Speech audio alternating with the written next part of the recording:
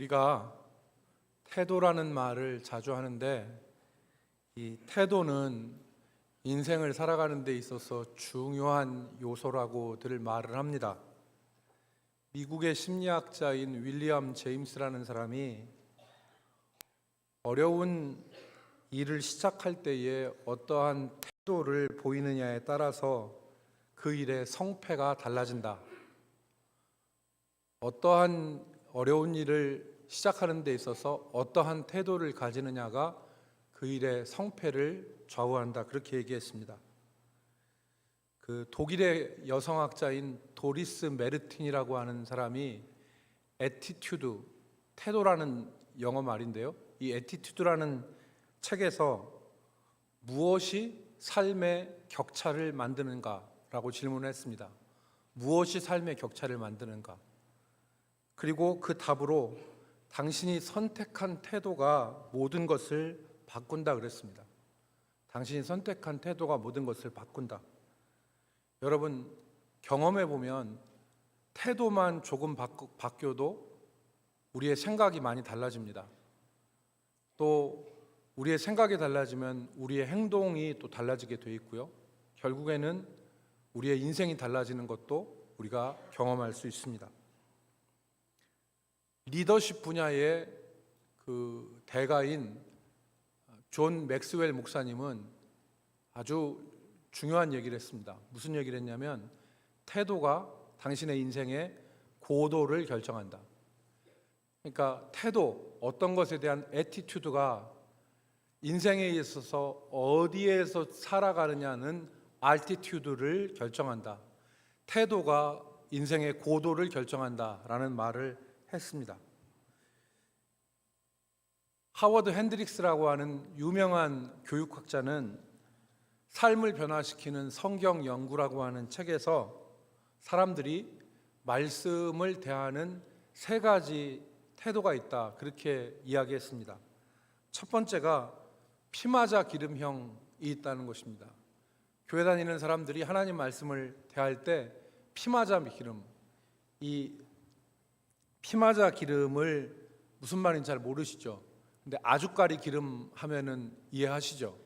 아주까리 기름은 저도 옛날에 저희 집에 있었어요. 그래서 이 아주까리 기름은 먹기가 굉장히 힘들고 역하답니다. 저는 먹어보진 않았지만, 그런데 이 아주까리 기름이 그 서양에서도 최소 14가지, 30가지 정도의 유익이 있대요. 그래서 피맞아 기름을 상비약으로 하나 가지고 있는 것도 유용하다.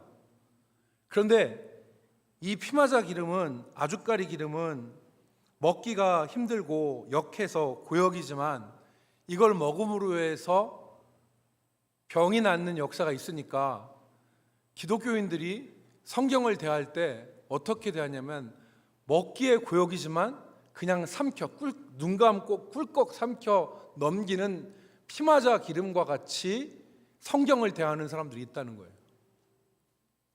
두 번째는 시리얼형이 있다는 겁니다.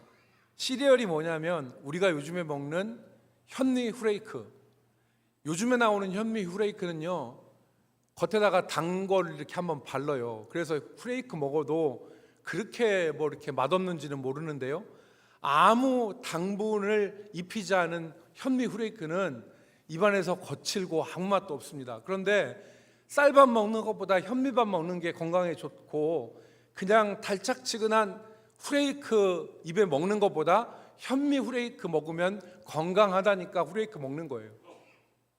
몸에 좋다고 하니까 후레이크를 먹는 것처럼 성경 말씀이 좋다고 하니까 무슨 맛인지는 모르겠지만 그래도 먹는 겁니다. 그렇게 말씀을 대하는 유형이 있다는 거예요. 마지막 세 번째가 아이스크림형이라는 겁니다. 이 부류의 사람들은 말씀의 맛을 알고 먹는 유형입니다. 얼마나 달콤하고 얼마나 맛있는지 자진해서 아이스크림을 찾듯이 자진해서 말씀을 대하는 유형입니다. 제가 우리 교회에 그 음악하시는 장정화 성도님이 간이 안 좋아서 이 자리에 못 나왔지만 매주 유튜브로 예배 드린다는데, 장정화 성도님이 신방을 했더니 목사님 어디를 가시자고 그래서 갔더니 그 갤러리아 백화점 뒤에 있는 식당이었는데요. 뭘 하냐니까 묵은지 고등어 조림을 하더라고요. 12,000원이던데요. 묵은지 고등어 조림을 했는데 그 맛이 얼마나 깊고 맛있었는지 제가 먹으면서 감탄을 했어요. 그래서 다음번에 꼭 다시 한번 가야겠다 결심을 했습니다. 제가 묵은지 고등어 조림을 맛을 아니까 다음에 가겠다고 결심을 하는 거죠. 맛을 알아야지 다시 찾는 거죠. 그렇게 하나님의 말씀의 맛을 알고 하나님 말씀을 대하는 사람들이 있다는 것입니다. 역사적으로 이스라엘 백성들은 이제 묵은지 고등어 조림은 머릿속에서 그만 생각하십시오. 설교 끝날 때까지 갤러리 백화점 뒤에 있는 묵은지 김치조림이 고등어 조림이 어디일까? 끝난 목사님한테 물어볼까? 물어봐도 안 알려드릴 거예요. 네. 역사적으로 이스라엘 백성들은 하나님 말씀을 이 피마자 기름 먹듯이 대했고 현미 후레이크 먹듯이 하나님 말씀을 대했습니다. 그런데 오늘 본문에 나오는 느헤미야와 그의 백성들은 그렇지 않았습니다. 오늘 느헤미야와 유다 백성들은 자진해서 하나님 말씀 앞에 섰습니다. 지난 주일에 우리가 살펴봤듯이 느헤미야와 유다 백성들은 온갖 방해와 어려움에도 불구하고 예루살렘 성벽을 여러분 재건했습니다. 느헤미야 6장 15절 말씀에 보면 이때가 엘룰월 25일이라고 그랬어요. 엘룰월은 히브리어로 6번째 달입니다. 6월 25일에 성벽의 공사가 끝난 것입니다. 느헤미야 6장 15절 말씀에 보면 성벽 역사가 52일 만인 엘룰월 25일에 끝남에 그랬습니다. 공사가 진행되는 동안 산발락과 도비아와 같은 대적자들이 공사를 방해하고 느헤미야 6장에 보면 느헤미야를 암살하려고 하는 시도가 수차례나 있었습니다. 그러한 어려움과 그리고 난관에도 불구하고 52일 만에 성벽이 완공되었고 성문을 새로 해서 달았습니다. 그리고 며칠이 지난 6월 25일에 공사가 끝나고 오늘 본문인 8장에 보면 7월 초하룻날 느헤미야와 유다 백성들이 다 수문학 광장 앞에 모여서 학사 에스라가 읽는 여호와의 율법책을 낭독하는 것을 들었다는 것이죠.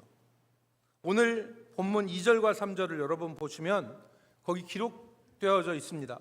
7째 달 초하루에 제사장 에스라가 율법책을 가지고 회중 앞 곧 남자나 여자나 알아들을 만한 모든 사람 앞에 이르러 수문학 광장 앞에서 새벽부터 정오까지 남자나 여자나 알아들을 만한 모든 사람 앞에서 읽음에 뭇백성이 그 율법책에 귀를 기울였는데 그랬습니다.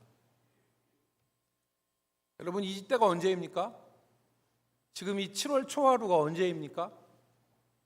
그 어렵다고 하는 성전 성벽 공사를 성공적으로 마친 때 아닙니까? 어렵다는 성벽 공사를 완공하고 온갖 방해와 난관에도 불구하고 52일 만에 성벽과 성문을 회복한 시점이 바로 7월 초하루 날입니다. 수문학 광장 앞에 모인 날이죠.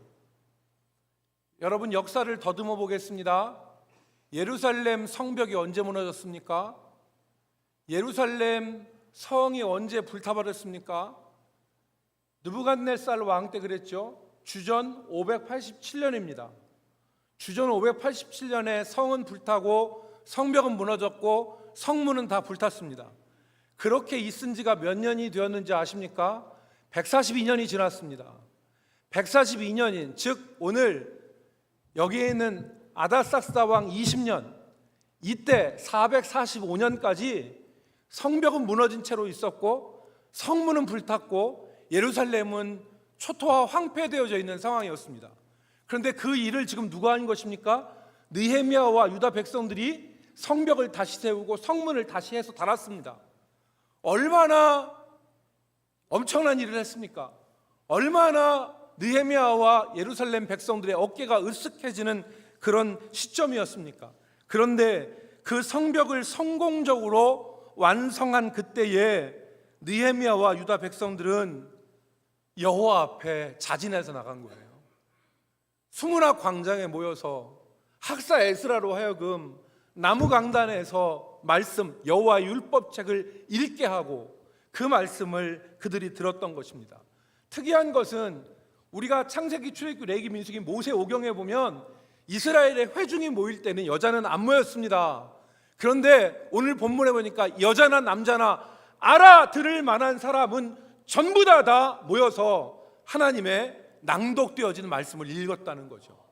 그냥 하나님 앞에 선 거예요. 이들이 말씀을 듣는다는 것은 말씀 앞에 선다는 것이고, 말씀 앞에 선다는 것은 말씀 앞에 자신을 내놓는 것입니다. 말씀 앞에 선다는 것은 말씀의 거울 앞에 자신을 비추어 보는 것을 의미하는 것입니다. 지금 이스라엘 백성들은, 유다 백성들은 하나님의 말씀 앞에 자신을 비춰 보고 있는 것이죠. 여러분 주변 분들 가운데 사진 찍기 싫어하시는 분들 계시죠? 사진 찍으려면 나 사진 안 찍어. 전에는 잘 찍었어요. 그런데 최근에 사진 안 찍는다고 그래요. 왜 안 찍는다고 합니까? 싫어서. 뭐가 싫어서? 사진에 나온 내 모습을 보기가 싫어서. 너무 말랐거나 저처럼 너무 일하거나 너무 늙었거나 그럼 자신의 모습을 보기가 싫은 거예요. 그래서 사진 안 찍는 거예요. 말씀 앞에 선다는 것은 뭐냐면 말씀에 비친 자신의 모습을 대면한다는 얘기거든요. 그게 말씀 앞에 서는 거예요. 여러분, 오늘 우리가 말씀 앞에 서는 복이 있기를 주의 이름으로 축복합니다. 우리가 성공의 환희의 순간에서도 말씀 앞에 서야 되고요, 반면에 실패의 비통함 가운데서도 말씀 앞에 설 수 있어야 됩니다. 세상을 다 가진 것 같은 자신감 빵빵할 때도 말씀 앞에 서야 되는 것이고요, 모든 것이 남지 않고 다 무너지고 다 쓰러졌다고 하는 상황 가운데도 말씀 앞에 서야 되는 것입니다. 옛날에 그 유명한 동로마 제국의 황제가 왕으로 즉위할 때, 즉위식 할 때 꼭 해야 되는 일이 하나가 있었어요. 그게 뭐냐면 그 동로마 황제가 왕이 되는 즉위식 가운데 동로마 황제한테 대리석 판 슬라브를요 하나 고르게 했습니다. 그 대리석 슬라브를 뭐에 쓰냐면 나중에 그 황제가 죽었을 때 황제의 석관을 만드는 대리석이에요. 그러니까 이게 무슨 의미냐면 네가 지금 세상을 다 가진 것 같지? 네 한마디면 사람을 죽일 수도 있고 살릴 수도 있을 것 같고 네가 세상의 권세를 다 가진 것 같지? 그러나 이 영화가 오래가지 않아. 너도 다른 사람들처럼 죽어서 관 속에 들어가. 자신의 한계를 생각하고 자신의 연약함을 깨닫게 하는 의식이에요. 그래서 동로마 황제는 반드시 자기 묘지에 석관을 만들 대리석을 만들고 즉위를 합니다. 여러분, 히브리 말에 안식이라는 말은 사바트라는 말입니다. 그래서 안식일을 사바스데이라고 하잖아요. 이 사바트라는 말은 휴식한다, 쉰다라고 하는 영어의 레스트의 의미만 있는 게 아니에요. 그 이전에 어떤 의미가 있냐면 그친다, 중단한다는 뜻이 있는 것입니다. 자기의 일을 중단하고 하나님 앞에 서는 게 안식일이에요. 오늘 우리가 우리의 모습을 하나님 앞에서 서서 말씀 앞에 비추어 볼 수 있기를 주의 이름으로 축복합니다. 두 번째, 오늘 말씀 앞에 섰을 때 일어나는 변화를 오늘 본문이 우리에게 교훈합니다. 느헤미야와 유다 백성들이 수문학 광장에서 학사 에스라가 읽는 하나님의 말씀을 들었습니다. 또 7월 15일부터 일주일간 진행되어지는 초막절 기간 일주일 내내 그들은 하나님의 말씀을 들었어요. 그러니까 7월 초하루에 학사 에스라가 들려주는 하나님의 말씀을 들은 것만이 아니라 7월 15일부터 시작되어지는 초막절 일주일 내내 그들은 여호와의 말씀을 들었습니다. 여러분, 느헤미야 8장 18절 말씀을 보십시오. 여기 18절 말씀에 보면 에스라는 첫날부터 끝날까지 날마다 하나님의 율법책을 낭독하고 무리가 이레 동안 절기를 지키고 여덟째 날에 규례를 따라 성회를 열었느니라. 하나님의 말씀을 매일매일 들은 것입니다. 하나님의 말씀 앞에 설 때 어떤 변화가 일어나느냐? 첫 번째, 뉘우침의 역사가 일어납니다. 학사 에스라가 여호와의 율법책을 낭독하고 그 뜻을 깨닫게 하니 백성들 가운데서 우는 역사가 일어났습니다. 여러분, 오늘 8장 8절부터 9절의 말씀에 보니까 하나님의 율법책을 낭독하고 그 뜻을 해석하여 백성에게 그 낭독하는 것을 다 깨닫게 하니 백성이 율법의 말씀을 듣고 다 우는지라. 여기서 우는 것은 뉘우침의 눈물이죠. 하나님의 말씀을 깨닫게 되면 슬퍼하고 뉘우치는 역사가 일어납니다. 여러분, 기독교는 변화의 종교입니다. 기독교는 변화의 종교입니다. 믿음을 가졌는데 변화가 일어나지 않을 수 없습니다. 예수를 믿었는데 변화가 일어나지 않을 수 없습니다. 기독교는 변화의 종교입니다. 죄인이 변하여 의인이 되고 악하고 추하고 더러운 자가 새 사람이 되는 것이 기독교의 진리입니다. 그 변화의 역사가 일어나는데 오늘 우리 가운데서 변화의 역사가 일어나지 않는 것은 무엇이냐? 우리가 말씀 앞에 서지 않고 듣고 깨닫지 못하기 때문에 그런 것입니다. 깨달으면 변하게 되어 있습니다. 깨닫지 않으니까 변하지 않는 것입니다. 오늘 여러분, 우리가 읽은 7절 말씀에 보면 사람들의 이름이 너무 심하다 정도로 많이 나옵니다. 그런데 이 사람들의 이름은 대단히 중요한 사람들의 이름이기 때문에 기록해 놓은 것입니다. 7절 말씀에 보면 예수아와 바니와 세레바와 야민과 악국과 샤부데와 호디야와 마아세아와 그리다와 아사랴와 요세벳과 하난과 블라야와 레위 사람들이다, 그렇게 얘기했는데 이 사람들이 어떤 사람들입니까? 그 뒤에 보니까 여러분 7절 하반절에 백성이 제자리에 서 있는 동안 그들에게 율법을 깨닫게 한 사람들입니다. 학사 에스라가 여호와의 말씀을 낭독할 때 이 자리에 앉아있던 사람들이 그 말씀이 무슨 말씀인가를 깨닫게 한 사람들이 여기 나온 이름에 있는 사람들입니다. 이들이 깨닫게 했다는 것입니다. 말씀을 깨달으니까 뉘우침이 있고 말씀을 깨달으니까 변화의 역사가 일어난 것입니다.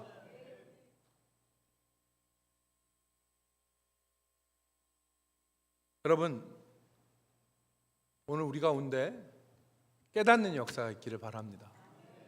말씀이 마이동풍경으로 우리 가운데서 그냥 흘러 지나가는 것이 아니라 우리가 말씀을 깨닫는 은혜를 누릴 수 있기를 주의 이름으로 축복합니다. 이 말씀 앞에 설 때 첫 번째는 뉘우침의 역사가 있고요, 두 번째로는 말씀대로 사는 변화가 일어납니다.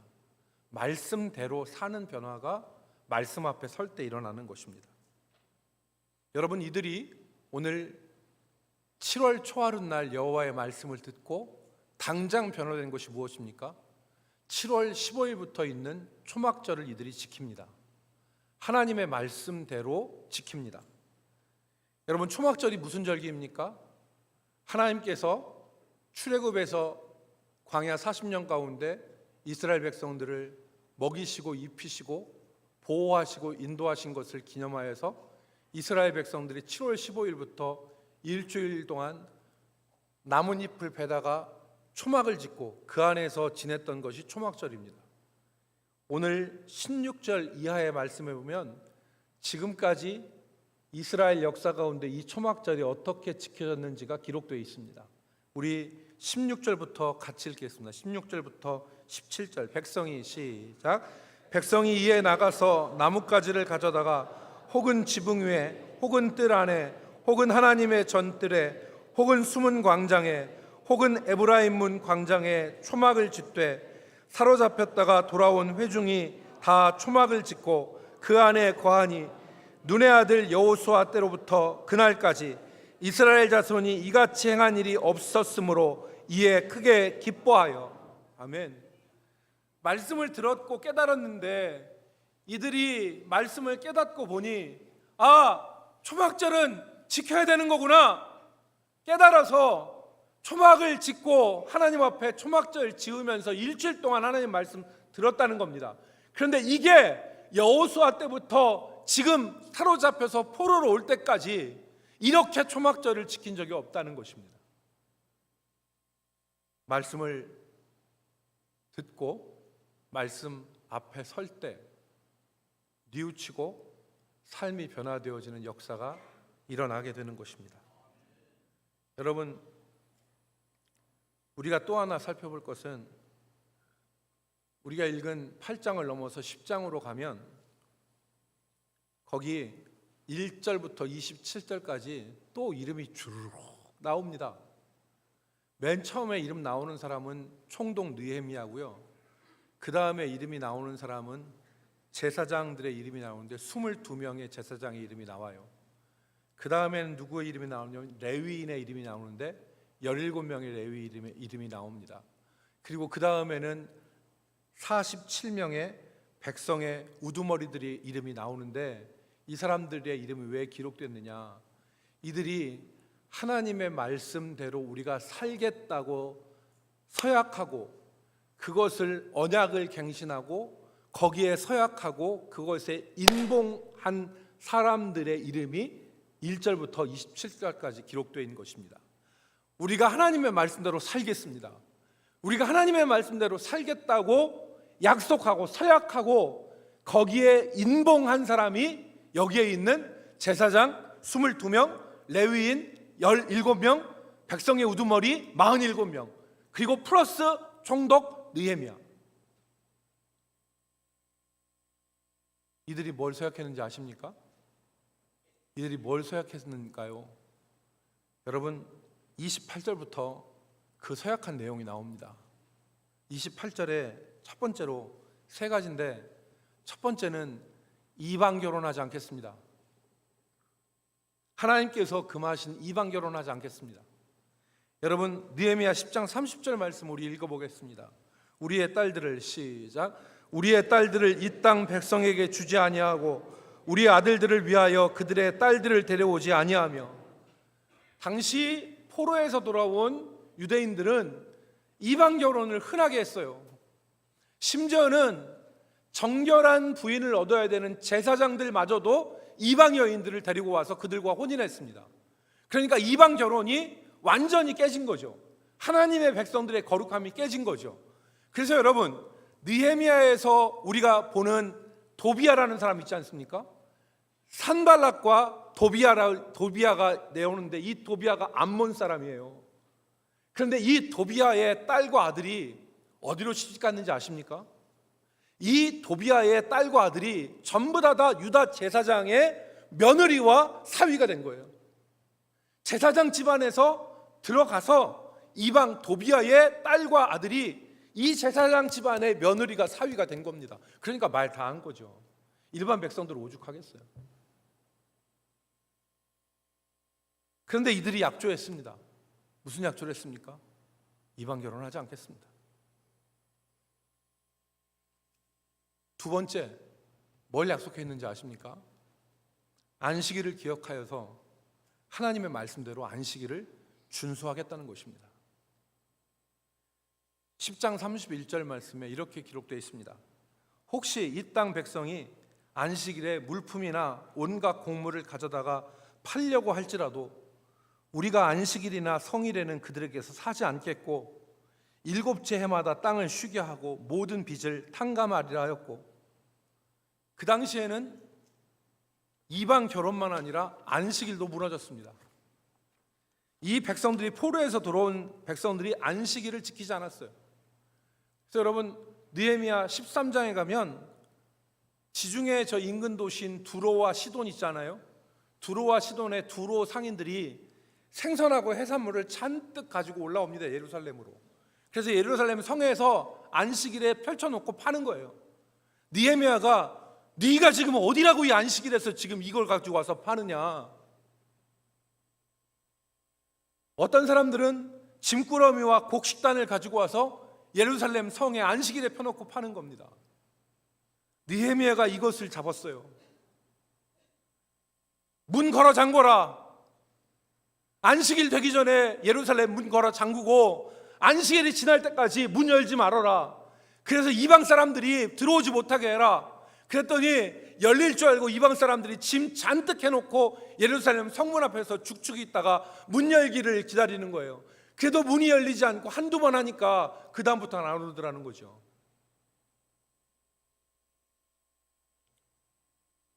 여러분, 느헤미야 13장 18절 말씀에 느헤미야가 이렇게 얘기합니다. 이스라엘 백성들에게 너희 조상들이 이같이 행하지 아니하였느냐? 안식일 지키지 않고 살지 않았느냐? 그래서 우리 하나님이 이 모든 재앙을 우리와 이 성읍에 내리신 것이 아니냐? 그럼에도 불구하고 너희가 안식일을 범하여 진노가 이스라엘에게 더욱 심하게 임하도록 하는도다. 어떤 사람들은 여러분, 안식일을 준수하고 주일을 지키는 것이 구약이고 구약의 율법은 폐해졌는데 우리가 안식일과 주일을 지킬 필요가 없다고 말합니다. 그러나 정확하게 들으십시오. 구약의 율법이 구원의 조건입니다. 예수 그리스도께서 오심으로 구약의 율법으로 우리가 구원을 얻는 것은 율법을 행함으로 구원을 얻는 가능성은 다 없는 것입니다. 그러므로 안식일을 지키고 구약의 율법을 지켜서 구원을 얻을 수 있는 가능성은 1도 없습니다. 믿음으로 구원받는 것이고 오직 의인은 믿음으로 사는 것입니다. 예수 그리스도의 십자가와 부활이 우리를 새 생명으로 인도하신 것입니다. 그러면 율법은 어떤 역할을 합니까? 우리에게. 어떤 사람은 율법이 아무 소용없기 때문에 이제 율법은 폐기돼야 된다고 그렇게 얘기합니다. 그러나 이 말은 틀린 말입니다. 왜냐하면 율법의 제사제도 같은 의식법은 폐하여졌지만 실체인 그리스도가 오심으로 제사제도와 같은 의식법은 폐하여졌지만 율법이 기능을 하는 것이 한 가지가 있습니다. 그것이 뭐냐면 율법이 우리 삶의 규범으로서 구원받은 하나님의 백성들의 삶의 규범으로 율법이 역할을 하는 것입니다. 우리의 삶을 인도하고 우리의 삶의 울타리가 되는 것입니다. 그러니까 예수님께서 만약에 오셔서 율법을 완전 폐기하시길 원했다면 내가 율법을 폐하러 왔노라라고 하셨겠죠. 그러나 예수님이 뭐라고 하셨습니까? 내가 율법을 폐하러 온 것이 아니라 온전케 하러 왔다. 율법의 정신이 무엇입니까? 하나님의 사랑, 그리고 하나님 사랑, 이웃 사랑인데 이걸 어떻게 온전히 지키냐는 말이에요. 오늘 우리가 주일을 지키는 것이 주일날 가능하면 매매하지 않고 주일날 가능하면 구별하여서 하나님의 뜻에 맞는 일 할 수 있도록 하는 것, 이게 주일을 지키는 거 아니에요? 그러므로 인해서 하나님 더 사랑하고 이웃 더 사랑할 수 있도록 하는 것이 오늘 우리가 지켜야 될 모습 아니겠습니까? 그런데 오늘 우리가 하고 싶은 거 다 하고 육신의 정욕대로 다 살면서 율법은 폐해졌으니까 우리는 마음대로 살아도 돼. 어떻게 형식과 내용이 분리될 수 있습니까? 형식이라는 것과 내용이라는 것은 분리될 수 있는 게 아니에요. 하나님 사랑하는 마음과 하나님 사랑하는 형식이 일치가 될 때 그것이 온전하게 되어지는 것이죠. 주일 매매하는 것을 아주 쉽게 생각하고 주일 쾌락 즐기고 주일 마음대로 사는 것을 여상히 여기고 그러면서 나는 주일 지켰다고 얘기하는 거, 그거 진짜 잘못된 신앙입니다. 여러분, 유튜브에서는 백날 그렇게 얘기해요. 그러나 성경 보세요. 제가 한 말이 틀리는가? 요즘 젊은이들 가운데 지올팍이라고 하는 사람이 있습니다. 이 지올팍이라고 하는 사람이 크리스찬이라고 하는 노래를 부르는데 이게 유튜브에서 따온 거거든요. 조회수가 1000만에 육박합니다. 유재석 프로그램에도 나왔어요, 이 청년이. 그리고 코미디 리그인가 코미디 뭐 있잖아요. 거기에도 황재성이가 이 사람 패러디 하더라고요. 이 크리스찬이라고 하는 노래가 있는데 이 크리스찬이라는 노래가 중독성 있는 멜로디하고 파격적인 가사 때문에 젊은 애들이 불러요. 초등학생들도 이 지올박 크리스찬 불러요. 근데 여기에 뭐라고 하냐면 I'm still fucking Christian이라고 나와요. 나는 참 빌어먹을 크리스찬이라고. 근데 왜 빌어먹을 크리스찬이라고 얘기를 하냐면 돈 좋아하고 섹스 좋아하고 크리스찬이라고 하지만 변한 것 없고 크리스찬이라고 하지만 명품 좋아하고 자기 멋대로 살고 그러면서도 그리스도인이라는 거예요. 그러면서 이 사람이 중간에 얘기하는 게 뭐냐면 이런 얘기를 해요. 마지막에 오 주여 저의 혀를 깨끗하게 해주소서. 제 혀는 구토와 가래로 덮여 있습니다. 온갖 불의한 것, 더러운 것 다 갖고 있으면서도 구별된 삶을 살지 않으면서도 나는 크리스찬. 아까 지올박의 얼굴에 묻어 있는 게 뭐냐면 한 어린아이가 지올박을 보면서 구토를 확 해요. 토한 분비물이 얼굴에 묻어 있는 거예요. 그러니까 지금 하나님 말씀대로 살지 않으면서 자기 정욕대로 자기 멋대로 살면서 크리스찬이라고 하는 너의 모습이 역겹다. 이런 가사가 있습니다. 오 어머니가 왜 제가 어렸을 때로 돌아갔으면 좋겠다고 말씀하셨는지 이제야 알 것 같아요. 어렸을 때 순수하고 순진했던 그 모습 같지 않고 지금은 악한 모습으로 살아가는 내 모습. 그래서 어머니가 하는 말이 난 네가 어렸을 때로 돌아갔으면 좋겠다. 어머니가 저한테 그렇게 말씀하신 거를 내가 이제 그 의미를 알겠어요. 나는 여전히 빌어먹을 크리스찬. 여러분, 우리가 우리 자신을 신으로 섬기지 않고 죄된 본성의 방종함으로 나가지 않기 위해서 돌아갈 것은 하나님의 말씀밖에 없습니다. 그 말씀 앞에 설 때에 우리 앞에 붙은 빌어먹을 크리스찬 앞에 그 빌어먹으리란 말이 떨어져 나갈 수 있는 겁니다. 세 번째, 이들이 뭘 약속했냐면 토지 소산물이나 천열매나 소득의 11조를 하나님 앞에 드리겠다는 거예요.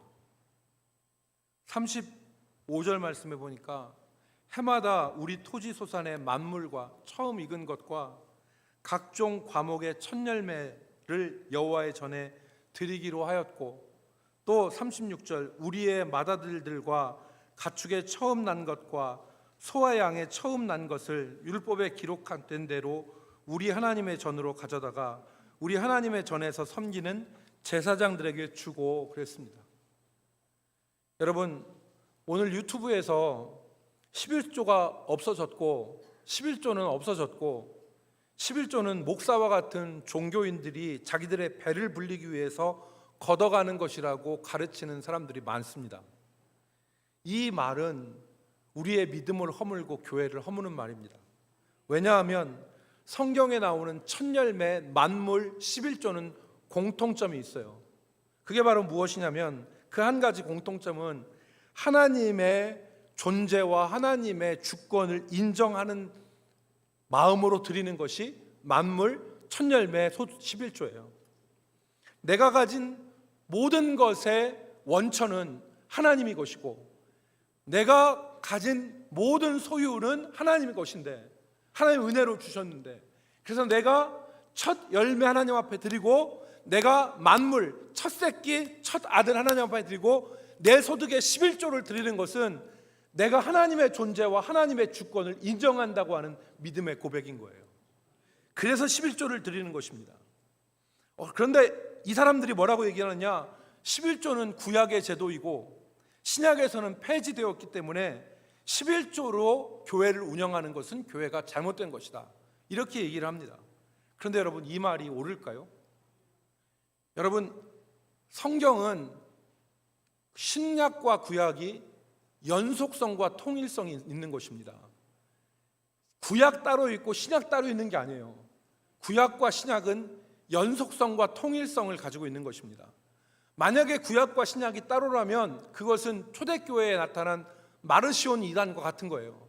마르시온 이단은 구약의 하나님은 진노의 하나님, 구약의 하나님은 보복의 하나님, 구약의 하나님은 괴짜의 하나님, 신약의 하나님은 사랑의 하나님, 자비의 하나님.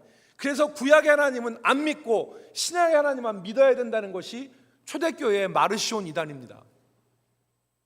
우리는 성경의 통일성과 연속성을 믿어요. 그럼 물질에 대해서 구약은 무엇을 얘기했습니까? 물질에서 구약을 얘기한 것은 11조와 천열매와 만물이에요. 그럼 신약에서 물질에 대해서 뭐라고 얘기했습니까? 신약에서 물질은 자기 자신을 전체를 다 드리는 거예요. 여러분, 로마서 12장 1절에 뭐라고 했습니까? 그러므로 형제들아, 내가 하나님의 모든 자비하심으로 너희를 권하노니 너희 몸을 하나님이 기뻐하시는 뭘로 드리라? 산 제사로 드리라. 너희 자신 전체를 하나님 앞에 드리라는 거예요. 산 제물로. 예수님께서 칭찬하신 두 렙돈의 과부, 그 두 렙돈은 과부의 전체 생활비였어요. 예수님께서 부자 청년에게 말씀하신 너의 소유를 팔아서 가난한 사람에게 주고 너는 나를 따르라 했을 때 그 사람의 부자 청년의 재물은 전체를 파는 거였어요. 그럼 신약은 뭐를 얘기하느냐? 신약에서 11조를 얘기하지 않는 것은 11조가 필요 없어서 얘기하지 않는 게 아니에요. 너의 삶 전체를 하나님께 드려라. 너의 삶 전체가 하나님의 것이다. 그렇다면 여러분, 신구약의 통일성과 연속성을 믿는 균형 잡힌 성도는 어떻게 해야 되겠습니까? 내 모든 것이 하나님의 것임을 인정하고, 내가 하나님의 영광을 위해서 살되 내가 나의 신앙의 고백으로 하나님의 주권을 인정하면서 소득의 11조 하나님 앞에 드리면서 하나님의 영광을 위해 뜻대로 사는 것이 나는 바른 믿음이라고 믿습니다. 이게 바른 믿음 아니겠습니까? 여러분, 성경에서 우리 대전 남북교회 성도들이 성경을 저는 읽는 것이라고 저는 믿고요, 또 그렇게 하려고 많이 노력했습니다. 성경을 읽기 위해서. 지금 우리가 미얀마에 화요일 날 제1권사회에서 미얀마에 성경책을 보내기 위해서 제1권사회에서 1,500만 원을 헌금해서 교회에서 같이 이제 합해서 성경책을 한 컨테이너를 미얀마 성경 한 컨테이너를 미얀마 성서공회로 보내요. 그런데 미얀마의 상황을 들어보니까 지난번에 군부 쿠데타가 일어나고 지금은 상황이 더 안 좋대요. 그래서 지난 3월 며칠 날 연합뉴스 신문을 보니까 미얀마에서 예배를 드리기 위해서는 일주일 전에 사전 신고를 군부에다 해야 된다까지 나왔어요. 지금 그만큼 안 좋은 상황입니다. 미얀마에 135개 종족이 있는데 저드니람 어드슨이라는 사람이 200년 전에 선교를 했어요. 그래서 지금 미얀마의 135개 종족 중에서 친족, CHIN, 친족, 까렌족, 까친족, 이 세 종족은 기독교 종족이에요. 근데 이 기독교 종족이 지금 박해를 받아요. 그래서 제가 물어봤습니다. 선교사님한테, 지금 미얀마 사람 중에서 성경을 가지고 있는 사람들이 어떻게 됩니까? 그랬더니 신학생들은 성경을 가지고 있는데 일반인들은 성경을 가지고 있지 않다. 흔하지 않다.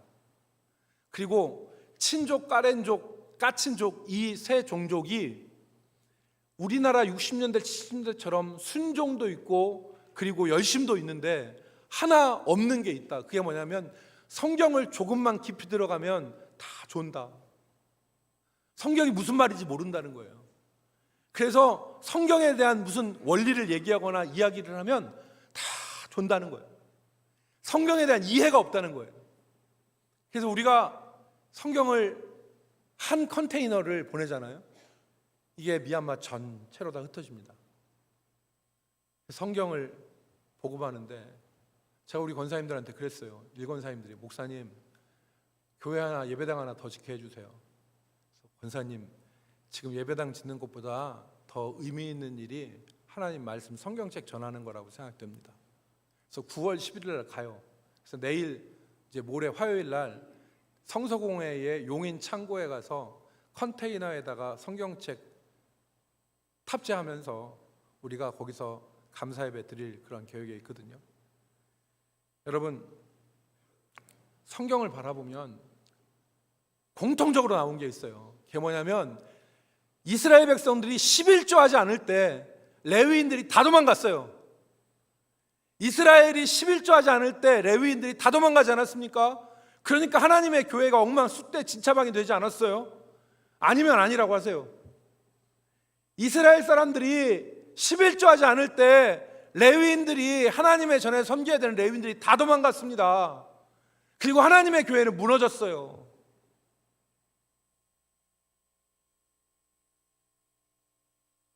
여러분, 제가 왜 이 얘기를 드리냐면 인터넷에는 온갖 종류의 얘기가 난무합니다. 우리의 신앙을 무너뜨리는 수많은 이야기들이 존재하는데 오늘 우리가 바른 믿음 가지고서 깨닫고 하나님 말씀대로 사는 변화의 역사가 우리에게 절실하게 필요합니다. 여러분, 우리가 이제 내일 다음 주에 이제 1년 반 동안 이어온 구약 성경의 마지막 말라기를 우리가 보게 됩니다.